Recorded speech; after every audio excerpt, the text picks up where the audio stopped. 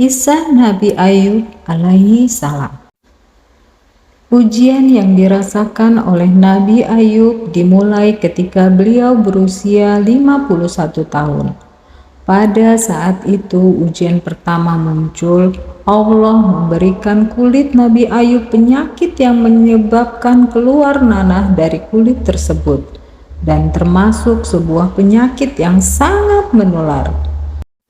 Berita terkait kondisi kesehatan sang pendakwah pun tersebar ke seluruh penjuru negeri, hingga membuat sang nabi tidak boleh mendakwah atau bepergian lagi.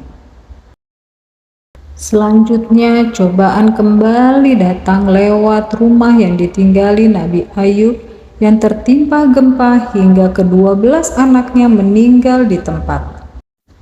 Tak sampai di situ. Setelahnya Allah kembali mendatangkan hama dan badai yang membuat hewan ternak Nabi seketika mati.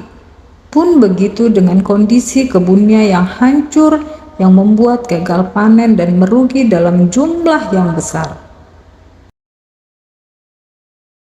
Hanya dalam waktu singkat Nabi Ayub yang sebelumnya diberikan banyak kenikmatan, seketika hidupnya berubah 180 derajat. Bahkan sang nabi pun harus pindah dari rumahnya karena roboh terkena gempa. Sang nabi akhirnya pergi ke pinggiran negeri yang jauh dari orang-orang karena semua orang takut dengan penyakit yang dideritanya. Cobaan yang Nabi Ayub terima tidaklah singkat. Beliau diuji selama 18 tahun dengan penyakit dan kemiskinan tersebut. Namun sang nabi yang sangat cinta kepada Allah tidak pernah mengeluh dan menyerah. Beliau tetap bersabar dan bersyukur kepada Allah. Sampai di tahun ke-18, sang istri bertanya kepada Nabi, "Wahai Nabi Allah, sudah 18 tahun engkau sakit dan tidak berdakwah. Bagaimana jika engkau memohon kepada Allah Subhanahu wa Ta'ala untuk disembuhkan saja? Cukup kesembuhan engkau dapatkan dan kemudian engkau bisa kembali berdakwah," ungkap sang istri. Kemudian Nabi menjawab, "Wahai istriku, maafkan aku. Aku masih belum sanggup untuk berdoa. Aku malu kepada Allah Subhanahu wa Ta'ala. Coba ingat kembali, berapa lama dulu Allah memberi kita nikmat yang tidak pernah habis?" Sang istri menjawab, 20 tahun. Masih lebih banyak nikmat yang Allah berikan kepada kita dibandingkan sakit yang diberikan kepadaku saat ini. Untuk itu, aku masih malu untuk meminta kesembuhan kepada Allah Subhanahu wa Ta'ala. Hingga akhirnya pada tahun ke-20, Nabi Ayub memutuskan berdoa dengan bahasa yang sangat santun kepada Allah Subhanahu wa Ta'ala. "Wahai Tuhanku, Sang Pencipta, Sang Pemilikku, sesungguhnya aku sedang ditimpa penyakit, dan Engkaulah Zat yang Maha Pengasih lagi Maha Penyayang."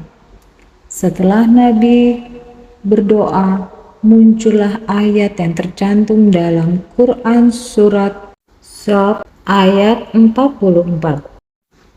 "Sesungguhnya kami dapati dia Ayub, seorang yang sabar, dialah sebaik-baiknya hamba. Sungguh dia adalah orang yang sangat taat kepada Allah Subhanahu wa Ta'ala." Setelah berdoa pada usia yang ke-71 tahun, Allah Subhanahu wa Ta'ala memerintahkan kepada Nabi Ayub untuk menghentakkan kakinya ke tanah. Dari sana kemudian muncul mata air yang kemudian diperintahkan oleh Allah agar Nabi Ayub mandi menggunakan mata air tersebut. Setelah mandi dengan air tersebut, Nabi Ayub mendapati tubuhnya sembuh dan bahkan fisiknya jadi lebih fit seperti 20 tahun yang lalu. Allah pun mengirimkan berita kepada masyarakat di negeri tersebut bahwa Nabi Ayub alaihissalam sudah sembuh dari sakitnya. Keesokan harinya masyarakat di negeri tersebut pun datang ke kediaman Nabi Ayub sembari membawa hadiah.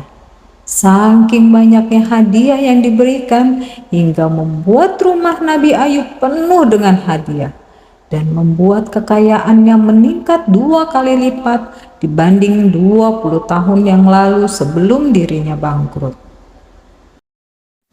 Tak berapa lama kemudian, istri Nabi Ayub pun hamil, dan setiap tahunnya semenjak kelahiran anak pertamanya, istri Nabi Ayub memiliki 24 orang anak laki-laki yang lahir kembar, hingga sempurnalah bahagia kehidupan Nabi Ayub dan keluarganya. Hikmah dari cerita ini, anakku, cerita Nabi Ayub ini sangat menarik karena banyak pelajaran yang bisa diambil dari cerita sang nabi tersebut. Salah satu pelajaran yang bisa didapat adalah kesabaran sang nabi dalam menghadapi ujian yang Allah Subhanahu wa Ta'ala berikan. Sekian dulu cerita kali ini.